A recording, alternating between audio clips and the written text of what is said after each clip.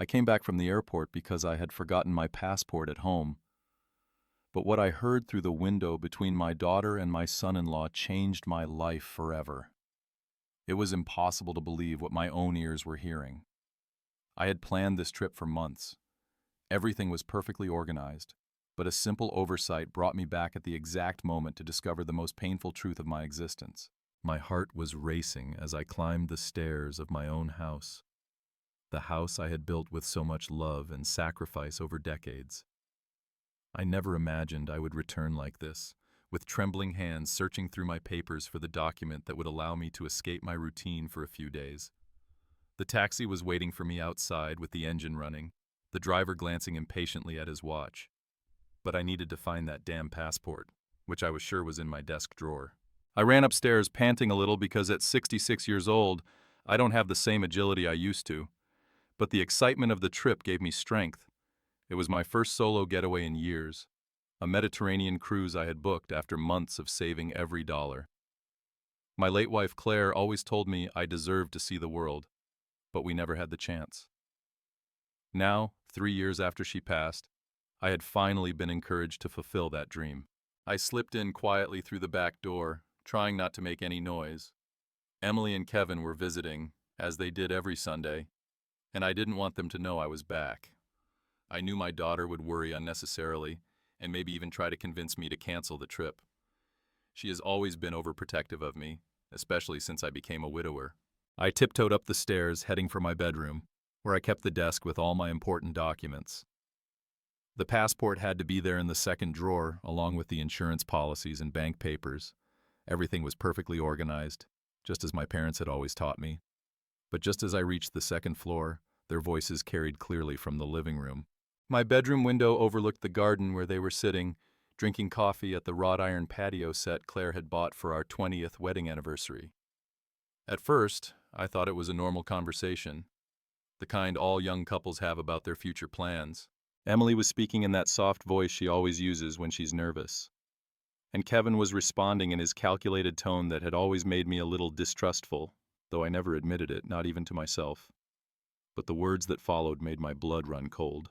I stood frozen by the window, hidden behind the lace curtains Claire had sewn herself years ago. My breathing became ragged, and I felt as if the floor were moving beneath my feet. "We can't wait any longer, Emily," Kevin was saying with a firmness I had never heard from him before. "Your father is very healthy for his age. He could easily live another 10 or 15 years. We can't keep waiting that long." My daughter responded with a deep sigh, as if she had been carrying a huge weight for a long time. "I know, Kevin, but it scares me. He's my father, after all, although lately I feel like I don't even recognize him anymore." "That's exactly why," he continued. "He's starting to make decisions on his own, like this ridiculous trip. What's next? Maybe he'll marry some old lady from his book club. We can't let him squander our future on old age whims." The words hit me like punches to the stomach. Our future? Old age whims? What exactly were they talking about? "The lawyer says that if we can prove he's losing his mental faculties, we can get legal guardianship," Kevin went on.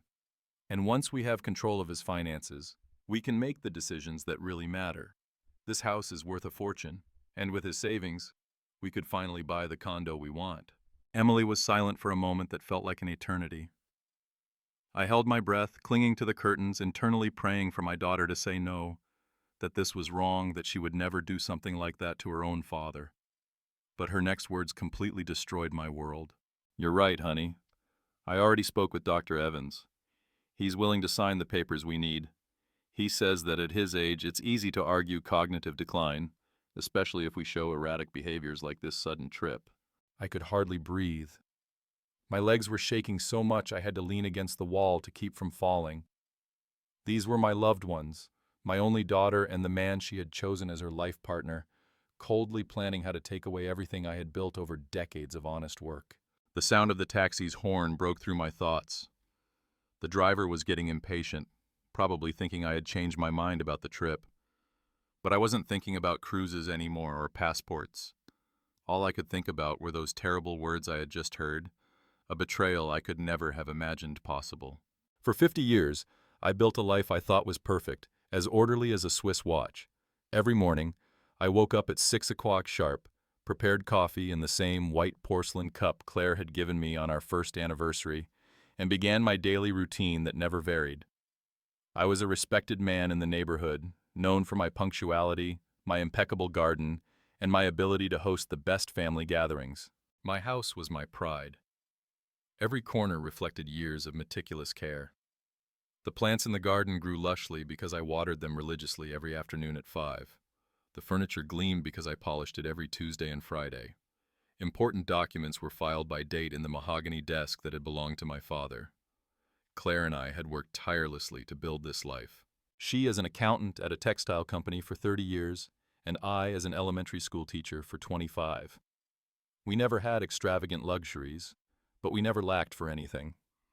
We saved every dollar, calculated every expense, and planned every investment, always thinking of Emily's future. When our daughter was born, I felt that life finally had complete meaning. She was a beautiful, calm baby who slept through the night from 3 months old. I raised her with the certainty that she would be a successful woman and above all a good person. I taught her values, principles, the importance of honest work and respect for others. Emily was an exemplary student throughout her education. She never gave me any serious trouble, always got excellent grades, participated in school activities, and had friends from respectable families. When she graduated from college with honors, Claire and I cried with emotion during the commencement ceremony.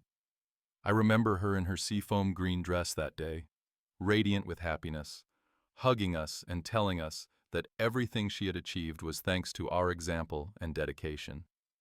She promised that one day she would repay us for all the effort we had invested in her education. I never imagined that repayment would be to snatch away everything I owned. She met Kevin when she was 28 at a conference for her job. He was an accountant like Claire, handsome, polite, with a promising future. I liked him at first. He spoke respectfully and helped with chores when he came for dinner. He seemed genuinely in love with my daughter. Claire approved of him immediately, saying he reminded her of herself when she was young. They were married in a small but elegant ceremony in our backyard. I took care of all the details, the flowers, the food, the decorations. Emily looked radiant in her ivory wedding dress, and Kevin never took his eyes off her. I thought they had found true love, just as Claire and I had decades before. The first few years of their marriage seemed like a fairy tale. They lived in a modest apartment near the city center, but were always happy when they visited us on Sundays. Emily would bake the desserts I had taught her to make as a child, and Kevin would help me with small repairs around the house. We were a close-knit family, or so I thought. The first few years of their marriage seemed like a fairy tale. They lived in a modest apartment near the city center, but were always happy when they visited us on Sundays. Emily would bake the desserts I had taught her to make as a child, and Kevin would help me with small repairs around the house. We were a close-knit family, or so I thought. After Claire's death 3 years ago, I felt the world collapse on my shoulders. 43 years of marriage aren't forgotten overnight. The house felt huge and empty. Every corner reminded me of her. For the first few months, I could barely function. I cried constantly and had completely lost my appetite. Emily and Kevin were my support during those difficult times. They came over every day, brought prepared meals, and stayed to keep me company on the hardest nights. Emily slept in the guest room for the first few weeks, checking on me when nightmares woke me up at midnight. Kevin handled the legal paperwork, the insurance claims, everything I didn't have the strength to manage. Gradually, I regained my will to live. I started tending my garden again, resumed my cleaning routines, and began to cook once more. Emily suggested I join the neighborhood book club, take yoga classes, and do activities to meet new people. I resisted at first, but eventually I took her advice. Life began to have color again. I made friends at the book club, people my age, several widowed like me, who understood exactly what I was going through. I started to enjoy small pleasures, a cup of tea in the afternoons, a good novel, quiet chats with neighbors about the roses on the fence. I even started thinking about traveling. Claire had always wanted to see Europe, but we never had the opportunity or enough money. Now, with the house paid off and some savings accumulated, I could finally afford to fulfill the dream we had shared for so many years. When I told Emily and Kevin about my travel plans, Their reaction was strange. They didn't show the excitement I expected, but rather concern. They said it was dangerous for a man my age to travel alone, that I could get sick far from home, that it was better to wait, and maybe they could accompany me in the future. But I had made up my mind. For the first time in decades, I wanted to do something just for me without asking permission, without considering other people's opinions. I felt free, independent, capable of making my own decisions. Claire would have been proud to see me so determined and brave. I organized everything meticulously: the passport, the reservations, the travel insurance, the right clothes. I even bought a new suitcase, a vibrant red one, because it seemed cheerful and optimistic. I was as excited as a child waiting for Christmas. I never suspected that this excitement, this new independence that made me so proud, was precisely what had fueled the sinister plans I had just overheard from my own window. The problem is, he's still too sharp, Kevin continued, while I remained hidden behind the curtains, feeling my world crumble, word by word. But Dr. Evans says that doesn't matter. With a few testimonies of erratic behavior and his age, we can get him declared mentally incompetent without much trouble. Emily sighed deeply. What if he figures out what we're doing? You know my dad, Kevin. He's smarter than he looks. For years he managed the household finances when Mom was alive. He never made mistakes with the numbers. That's exactly why we have to act fast, he replied, with a coldness that chilled me to the bone. The longer we wait, the harder it will be to convince a judge. But if we present the case correctly, showing that he's making impulsive decisions, like spending money on unnecessary trips, we can argue impaired judgment. The words stabbed into my chest like sharp daggers. Unnecessary trips. Impaired judgment. How could they talk about me like that? How could my own daughter, the child I had carried in my arms, fed, protected through every childhood fever, be planning to destroy my life in such a cruel way? I already spoke with Susan too, Emily added, mentioning my closest friend from the book club. I told her I was worried because Dad had been acting strangely lately, that he sometimes gets confused with dates, that he repeats the same stories over and over. My heart stopped.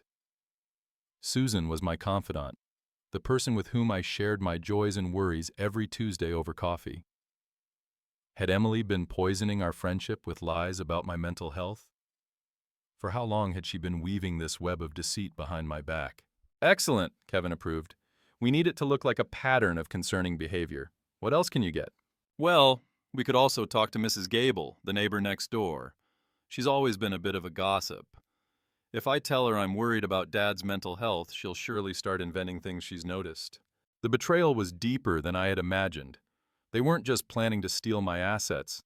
They were systematically destroying my reputation, my social support network, everything that gave me a sense of belonging and dignity in the community where I had lived for decades. Perfect, Kevin said. And don't forget to document anything strange he does. If he gets up in the middle of the night, if he forgets to pay a bill, if he gets a name wrong, everything can be used as evidence. My stomach churned as I realized that for months, maybe years, my own daughter had been watching me like a predator watches its prey, waiting for any slip-up, any normal moment of human vulnerability to use against me. And what about the house? Emily asked. It's the most valuable thing he has. Once we have guardianship, we can sell it easily. We'll say it's too big for him, that he needs to be in a safer place with specialized care.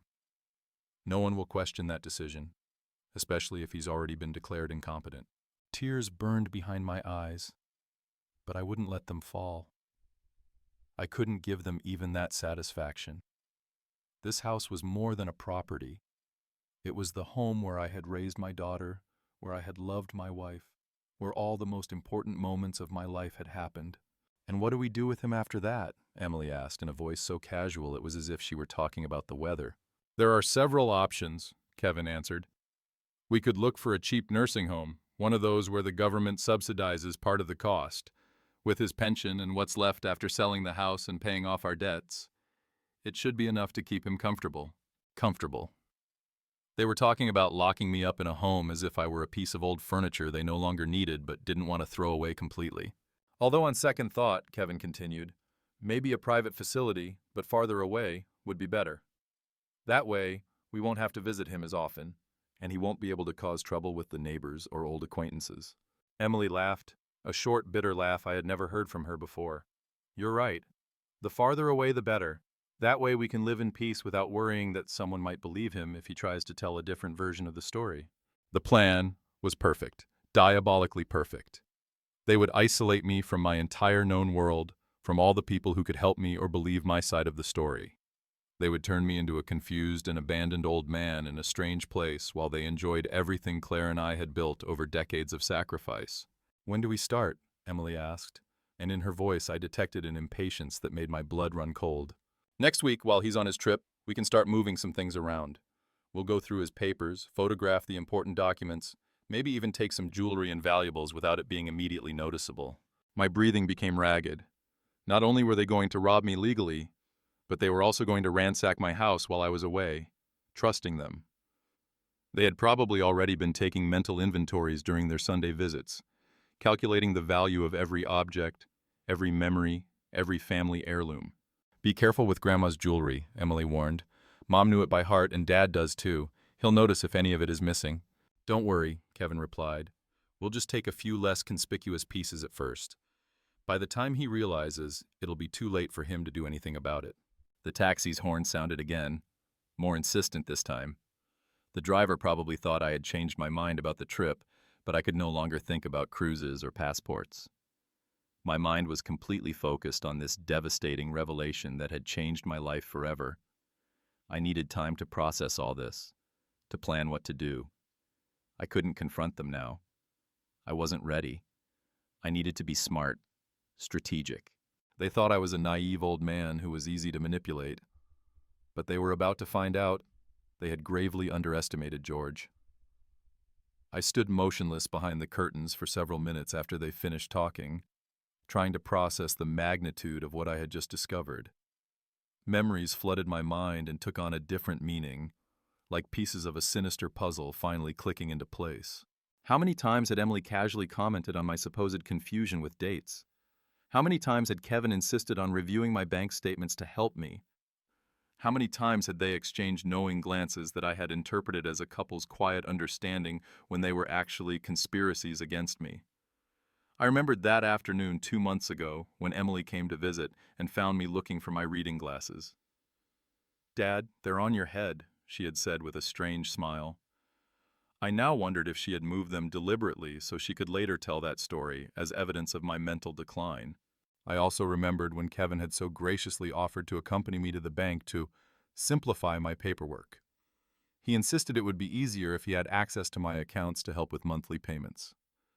I had interpreted that offer as filial love, but now I understood he was laying the groundwork to gain full control over my finances. The times Emily had suggested I should consider selling the house because it was too big for one person. The times she had commented on how expensive it was to maintain such a large property. The times she had talked about the advantages of living in a retirement community where I would have more company and professional care. Every conversation, every suggestion, every gesture of supposed concern had been part of a meticulously designed plan to convince me to voluntarily give up my independence. And when that didn't work, they decided to take it from me by legal force. My hands trembled as I recalled Dr. Evans' visit last week. He had shown up without an appointment, saying Emily had called, worried about my health. He asked me strange questions about my memory, about whether I had been feeling confused lately, about episodes of disorientation. I had answered honestly that I felt perfectly fine, but he kept insisting, taking notes in a small notebook. Now I understood that visit hadn't been a medical consultation. It had been an evaluation to support their declaration of my mental incompetence. When had this conspiracy begun? Immediately after Claire's death, when I was at my most vulnerable? Or even earlier while she was still alive, with them patiently waiting for the right moment to execute their plan? The idea that they had been faking love and concern while planning my destruction filled me with a rage I had never felt before. But along with the rage came a deep, devastating sadness. My own daughter, the little girl I had carried on my shoulders, taught to ride a bike, walked to her first day of school, now considered me an obstacle to her happiness. Where had I failed as a father? What had I done wrong to raise someone capable of betraying me so cruelly? Claire always said Emily was perfect, the daughter any parent would dream of having. How would she have reacted to this betrayal? Would she have seen the signs I had missed all these years? Their voices stirred me from my torment. Chairs scraped. Footsteps crossed the patio. The front door opened and closed. Their car engine started and faded into the distance. Only then did I allow myself to sit on the edge of the bed, my body shaking from the shock. The taxi was still honking outside. I would have to go down and cancel the trip, make up some excuse. I couldn't leave now, knowing what I knew. I needed time to think, to plan, to decide how to face this devastating betrayal. But as I headed toward the window to signal the driver, an idea began to form in my mind. What if I didn't cancel the trip?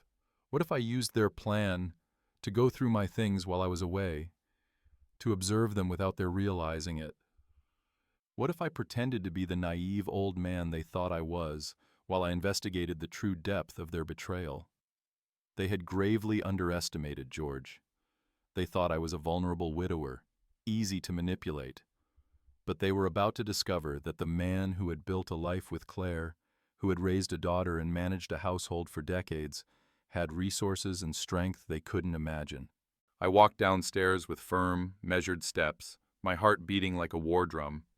I picked up the red suitcase, forced a smile, and stepped out to the taxi. "Sorry for the delay," I said to the driver in the calmest voice I could manage. "I'm ready for the airport now." During the entire ride, I made casual conversation with the driver, commenting on the weather and my excitement for the cruise. But my mind was racing, planning every move. I couldn't let Emily and Kevin suspect I had discovered their plan. My only advantage was that they believed they had me completely fooled. At the airport, while waiting for my flight, I called Susan from a payphone. I needed to know exactly what Emily had told her about my supposed mental decline. "Susan, dear," I began naturally. "I'm at the airport about to leave, but I wanted to ask you something. Have you noticed anything strange about me lately?" There was an awkward pause before Susan answered. "Well, George, the truth is Emily came to see me a few weeks ago. She was very worried about you. She said you'd been a bit confused about things." My stomach tightened, but I kept my voice serene. "Confused how, exactly?"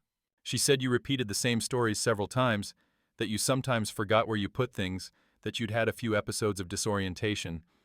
I told her I hadn't noticed anything unusual, but she insisted it was very subtle and that maybe I hadn't realized." The poison was spreading exactly as they had planned. "And what else did she say?" "She also mentioned you were making impulsive decisions, like this trip. She said she was worried because it wasn't typical of you to do something so spontaneous without consulting the family." Every word confirmed the depth of their betrayal. They had been building a carefully designed narrative to make my independent decisions look like symptoms of dementia. "Susan, I want you to know that I feel perfectly fine. If you ever notice anything genuinely concerning in my behavior, please tell me directly." "Of course, dear. Although I must admit, Emily seemed truly distraught. Maybe you should talk to her when you get back." After hanging up, I went to the airport gift shop and bought a small, discreet audio recorder. If they were going to use my words against me, I could play that game too. During the flight, I mentally worked out a detailed strategy for the coming days. The cruise was emotional torture. Surrounded by happy couples and loving families, I couldn't stop thinking about the betrayal waiting for me at home. Every night alone in my cabin, I cried silently for the daughter I thought I had, who in reality had never existed. But I also used that time to strengthen my resolve. I would not be defeated so easily. When I returned 5 days later, I acted as if nothing had happened. I told Emily and Kevin about the trip with genuine enthusiasm, showing them photos and gifts I had brought back. They smiled and asked questions, but I could see the impatience in their eyes, the anxiety to know if I had noticed anything different in the house. And indeed, several things had been subtly moved. My desk documents were in a different order. A few minor pieces of jewelry that had belonged to Claire were missing from the box in my bedroom. They had even taken photos of certain furniture and paintings, probably to calculate their resale value. But I pretended not to notice anything, acting like the absent-minded old man they believed I was. Over the next few weeks, I began my own silent investigation. First, I made an appointment with my trusted lawyer Arthur without mentioning anything to Emily. I explained that I wanted to review my will and make sure all my legal documents were in order. "Is there a specific problem you're worried about?" Arthur asked, noticing something in my tone. Let's just say I've started to question some things about the people I trusted, I replied carefully. Would it be possible to make some changes without anyone else finding out for now? Arthur, who had been Claire's friend as well as mine for decades, nodded with understanding. Of course. Everything we discuss here is protected by attorney-client privilege. I also began to secretly document every interaction with Emily and Kevin. Every comment about my supposed confusion, every suggestion about selling the house, every question about my finances was recorded on my little device. Soon, I would have enough evidence of their pattern of manipulation. But the most revealing discovery happened when I decided to follow Kevin one afternoon. I had noticed he was leaving work early on Wednesdays lately, and my gut told me there was more to it. I put on a large hat and sunglasses, feeling ridiculous, but determined to uncover the truth. I followed him to a cafe on the other side of town, where he met a young woman with 2 small children. My heart stopped when I saw him hug her and kiss the children as if they were his own. This wasn't a business meeting or a casual get-together with a friend. I sat at a distant table, hidden behind a newspaper, and watched for an hour as Kevin acted like a loving father and husband with this secret family. The children called him Daddy. The woman spoke to him with the intimacy of a longtime wife. When they said goodbye, he handed her an envelope that clearly contained money. The final piece of the puzzle clicked into place. Kevin wasn't just planning to rob me to finance his life with Emily. He was also maintaining another family in secret. My daughter wasn't just a victim of his manipulations, she was his unwitting accomplice in a much larger deception. That night, while pretending to watch television in the living room, Emily and Kevin were talking in the kitchen, thinking I couldn't hear them. My hidden recorder captured every word as they planned the next step in their strategy to have me declared incompetent. Dr. Evans says he needs more documented evidence, Kevin was saying. Erratic behavior, significant memory lapses, questionable financial decisions. We could hide his blood pressure medication, Emily suggested. If he feels dizzy or confused, it would be easy to convince anyone he's losing his faculties. The cruelty of that suggestion took my breath away. They were willing to risk my physical health to achieve their goals. There was no longer any doubt that these people were capable of anything. But I was preparing too. The war had begun, and they didn't know their opponent already knew all their cards. The confrontation came on a Tuesday afternoon when Emily came alone for her weekly visit. I had been avoiding them coming together. I needed to separate the pieces of their alliance to weaken them. I prepared coffee in my best porcelain set as I always did. But this time, every gesture was calculated with military precision. Dad, I've been thinking a lot about your well-being, Emily began with that sweet voice I now recognized as completely fake. Kevin and I think it might be a good idea for you to talk to someone about how you've been feeling lately. I placed the coffee cup in front of her with perfectly steady hands. Someone like who, sweetie? Well, maybe a specialist. Dr. Evans knows some very good psychologists who work with people your age. It's nothing serious, just to make sure you're processing Mom's passing and all the changes. There it was, the beginning of the next step in their plan. She wanted to take me to a psychologist who was probably also in on their conspiracy, someone who would officially document my supposed mental decline. I decided it was time to start revealing my cards, but gradually. Emily, can I ask you something? I sat across from her, studying every micro-expression on her face. Do you think I've been acting strangely lately? She avoided my direct gaze. Not strangely, Dad, but... well, I have noticed a few things. Little memory lapses, some decisions that seem a bit impulsive. Like what decisions exactly? The trip, for example. You'd never done anything like that without consulting us first. And sometimes you repeat the same stories or look for things that are right in front of you. Every word came out of her mouth as if she had rehearsed the speech dozens of times. She probably had. You know what's funny, Emily? Susan told me you went to talk to her about my supposed memory problems.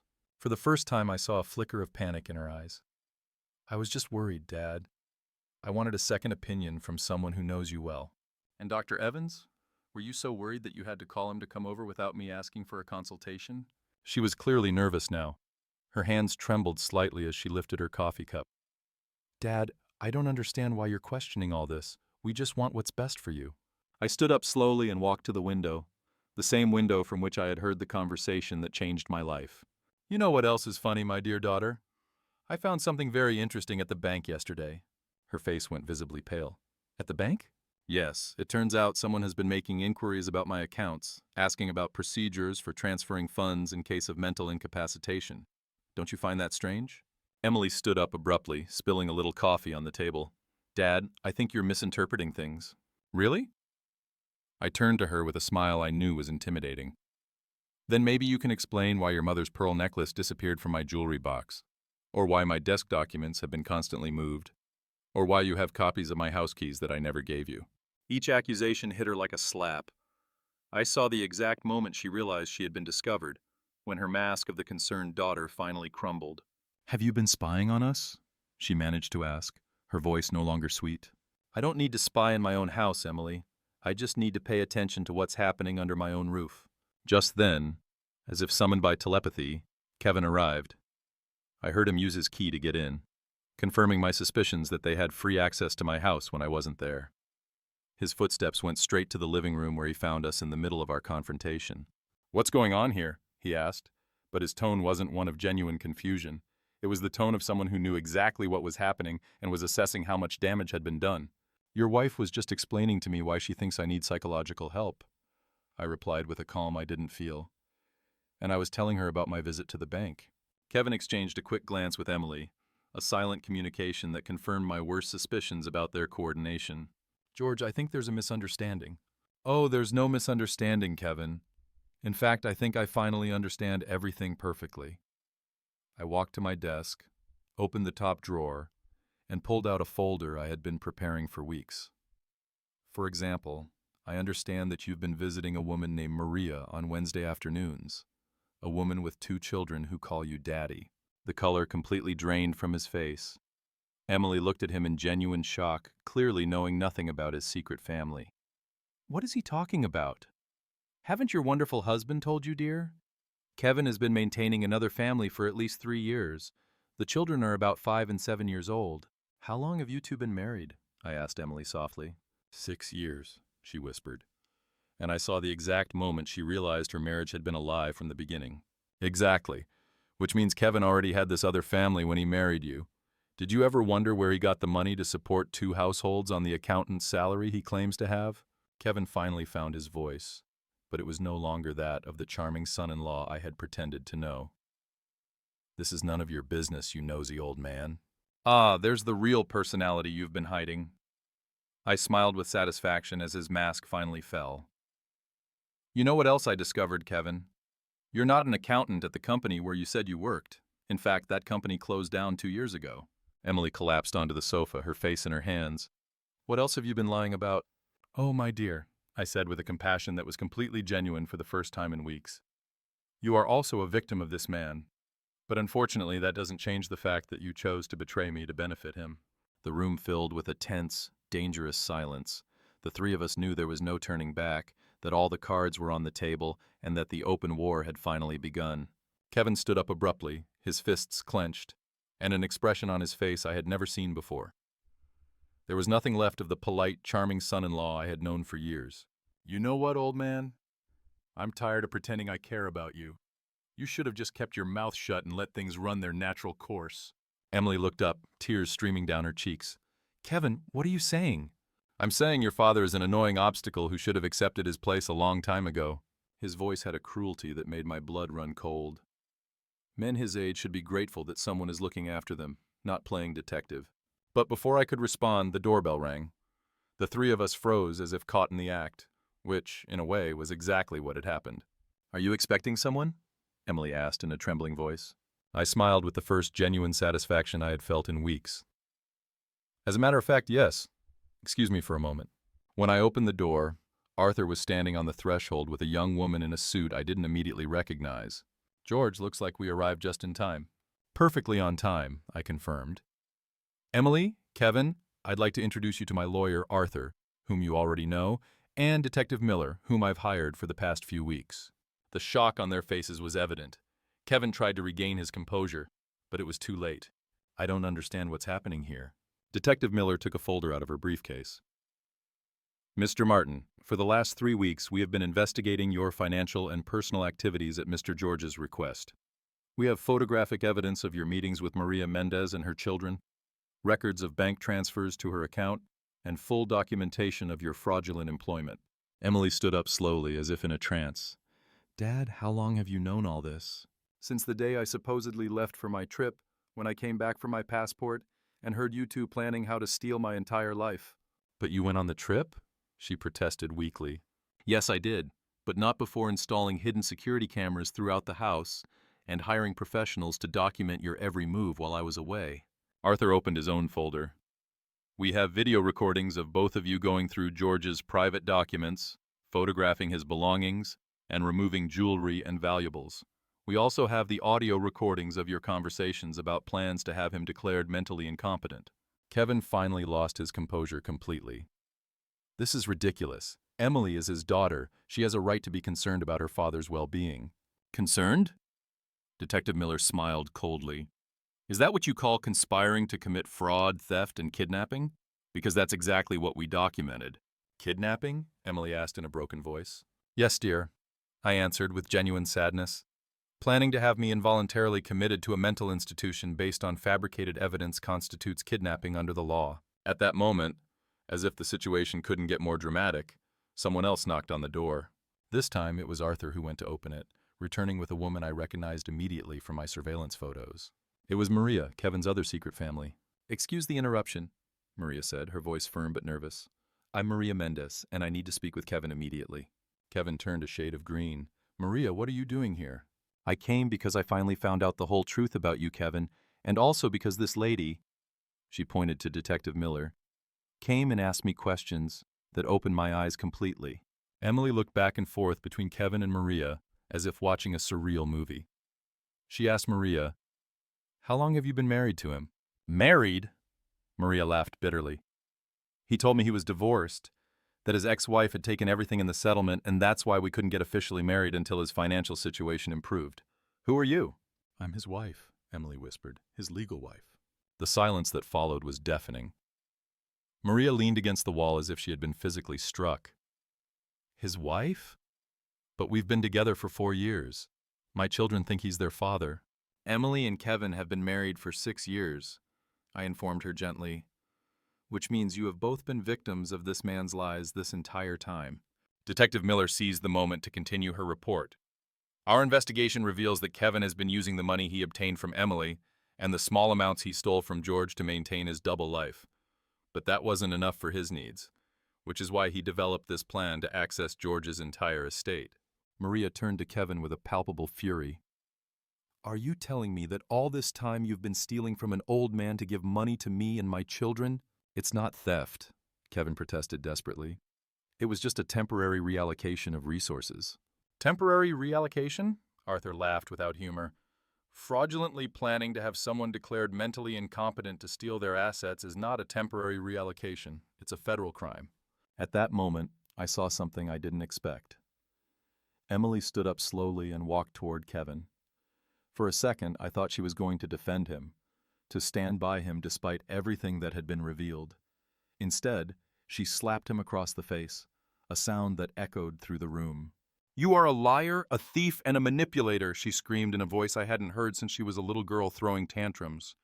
You made me an accomplice in betraying my own father for money that wasn't even for us, but to support your other family. Kevin touched his cheek in genuine shock. Emily, I can explain all of this. There's nothing to explain, Maria interjected. Your lies have ruined too many people's lives. My children are going to grow up wondering why their father disappeared from their lives. Detective Miller closed her folder with professional satisfaction. Mr. Martin, I have here an arrest warrant for fraud, attempted theft, and conspiracy. I also have orders to freeze all of your bank accounts while the origin of the funds is investigated. The arrival of police officers transformed my living room into a scene from a crime movie. Kevin was handcuffed while protesting his innocence with a desperation that was almost pathetic to watch. His shouts about misunderstandings and conspiracies against him echoed through the house as they led him out to the patrol car. Emily had completely broken down on the sofa, crying in a way I hadn't seen since she was a small child.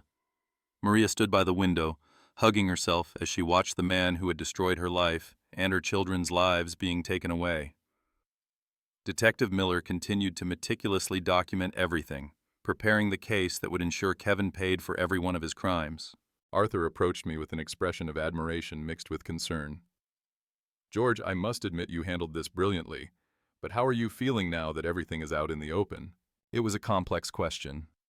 On one hand, I felt a deep satisfaction in seeing justice finally being served. Kevin had manipulated and hurt too many people and deserved to face the consequences of his actions. But on the other hand, looking at my shattered daughter and the traumatized Maria, I couldn't help but feel an overwhelming sadness for all the damage that had been caused. I feel relieved that the truth is out, I answered honestly, but also devastated by everything that has been lost in the process. Detective Miller put away her documents and came over. Mr. George, I want you to know that your courage to investigate and confront this situation likely saved not only your assets but also prevented Kevin from victimizing other people. Our investigation revealed he had been exploring similar schemes with other widows in the community. That information struck me deeply. I hadn't been the only one on his list of potential victims. How many others might have suffered what I was about to suffer if I hadn't discovered his plans in time? Maria finally spoke, her voice broken but determined. Mr. George, I want to apologize for everything that has happened. I knew nothing about you or Kevin's plans. If I had known the money he gave us came from criminal activities, I never would have accepted it. I went to her and gently touched her arm. My dear, you are also a victim of this man. You have nothing to apologize for. We have both been deceived by someone who was an expert at manipulation. What's going to happen to my children? She asked, tears in her eyes. They love Kevin like a father. How do I explain to them that it was all a lie? It was a heartbreaking question with no easy answers. Children are resilient, I said, though I knew it sounded inadequate. With love and support, they can get through this, and maybe now they'll have the chance to know their real father without Kevin's lies getting in the way. Arthur intervened with practical information. Maria, as part of the investigation, will be able to trace the funds Kevin provided you. If that money came from criminal activities, the state may be able to offer some form of compensation or assistance during the transition. Emily finally looked up, her eyes red and swollen. Dad, I don't know how to ask for your forgiveness for what I've done. There are no words to express how sorry I am. I sat down next to her, feeling the weight of all the years we had lost because of Kevin's manipulations. Emily, I need to understand something. Did you ever truly believe I was losing my mental faculties, or did you always know you were lying? She covered her face with her hands. At first, Kevin convinced me that you were really showing signs of confusion. He said it was normal, that I didn't notice them because I saw you so often, but that he could see it more objectively. Slowly, I started looking for evidence of what he was saying, and when I couldn't find it, he would convince me that I had missed it or misinterpreted it. It was a sophisticated psychological manipulation technique. Kevin had gradually brainwashed my daughter, making her doubt her own perception and judgment. And when did you realize it wasn't true? I pressed. I think deep down I always knew something was wrong. But Kevin was so convincing, so sure of himself. And honestly, the idea of having access to your estate was tempting. We're in debt up to our eyeballs, Dad. Kevin told me it was the only way to save our future. Detective Miller took careful notes. That's the exact pattern we see in financial manipulation cases. The perpetrator identifies financial and emotional vulnerabilities, then systematically exploits them. Arthur opened a new folder. George, there's something else we need to discuss. During our investigation, we discovered that Kevin had started forging your signature on some bank documents. Fortunately, we stopped him before he could make any significant transfers, but we need to make sure all your accounts are secure. The revelation that he had been forging my signature hit me like another slap. What kind of documents? Change of beneficiary forms, applications for additional credit cards, some inquiries about loans against the value of your house. He was preparing multiple avenues to access your funds once he had legal control. Maria shook her head in disbelief. How could I have been so blind? All the signs were there, but I wanted to believe his lies because the alternative was facing that I was raising my children alone. Don't blame yourself, I told her firmly. Kevin was an experienced predator. He knew exactly how to manipulate our hopes and fears. Detective Miller closed her notebook. With all the evidence we've gathered, Kevin will face multiple charges: bank fraud, forgery, attempted kidnapping, and possibly more as the investigation continues. We're talking about a significant prison sentence. As the officers finished processing the scene, I realized that although I had won this battle, The emotional scars would take a long time to heal. My relationship with Emily was damaged, perhaps irreparably. Maria and her children would have to rebuild their lives from scratch, and I would have to learn to trust again after this devastating betrayal. But for the first time in months, I felt in control of my own life again. 6 months later, I was sitting at my favorite cafe with Susan, observing how life had taken turns I could never have imagined. Kevin's trial had ended the previous week with a sentence of 12 years in prison for multiple counts of fraud and forgery. Justice had been served, but the emotional wounds were still healing slowly. Susan stirred her coffee with a thoughtful expression. "You know what impresses me most about this whole situation, George? The way you handled everything. I never saw you coming." I laughed softly, the first genuine laugh I'd had in a long time. I didn't see me coming either, to be honest. I don't think I even knew what I was capable of until I was forced to find out. My relationship with Emily had been the most complex aspect of this whole experience. For the first few months after Kevin's arrest, we had barely spoken. She was dealing with the divorce, personal bankruptcy, and psychological therapy to process years of emotional manipulation. I needed space to heal from the betrayal and decide if it was possible to rebuild our father-daughter relationship. "Have you heard from Emily lately?" Susan asked, as if she had read my mind. "We spoke on the phone last week," I answered carefully. "She's living in a small apartment downtown, working double shifts to pay off her debts. Therapy seems to be helping her understand how Kevin manipulated her perception of reality for so long. It was strange to talk about my own daughter as if she were a distant acquaintance, but that was the current reality of our relationship.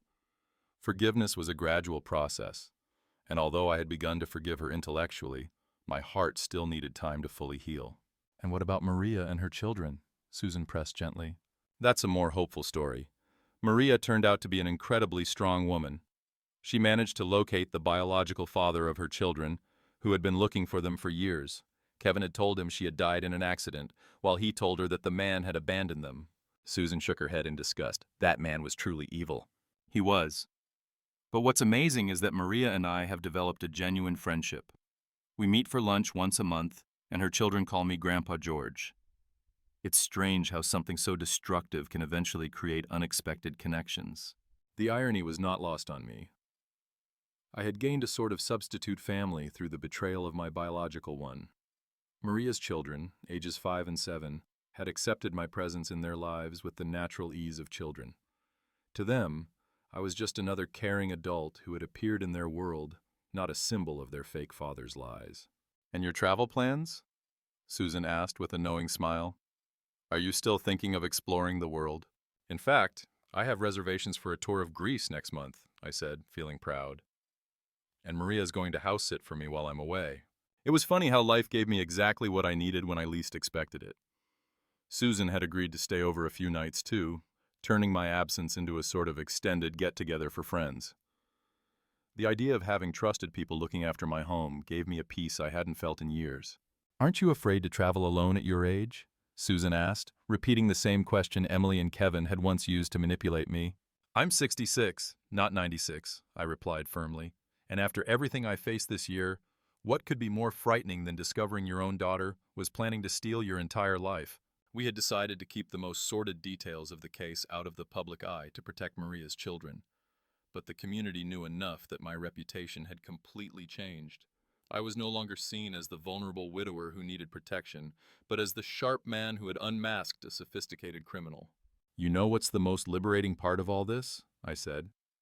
"For the first time in decades, I'm making decisions based solely on what I want, not on what others expect of me or how my choices will affect them." Susan nodded in understanding. "It's like you've rediscovered parts of yourself you forgot existed." "Exactly. For years I was a husband, a father, a son-in-law, a neighbor, always defined by my relationships with others. Now, I'm rediscovering who George is as an independent individual. It's exciting and terrifying at the same time." My phone rang, interrupting our thoughts. It was Arthur with news about the final settlement of Kevin's assets. "George, I have good news. We managed to recover almost all the money he stole from you, plus interest. We were also able to secure a compensation fund for Maria and her children." After I hung up, I realized this chapter of my life was finally closing. All the loose ends were being tied up. All the accounts were being settled. It was time to look forward instead of back. "Do you have any regrets?" Susan asked as we walked back to our cars. I stopped and thought carefully about her question. Regrets? Not about how I handled the situation once I found out the truth. But I do regret not trusting my instincts more during all those years. There were signs, little things that bothered me about Kevin, but I ignored them because I wanted Emily to be happy.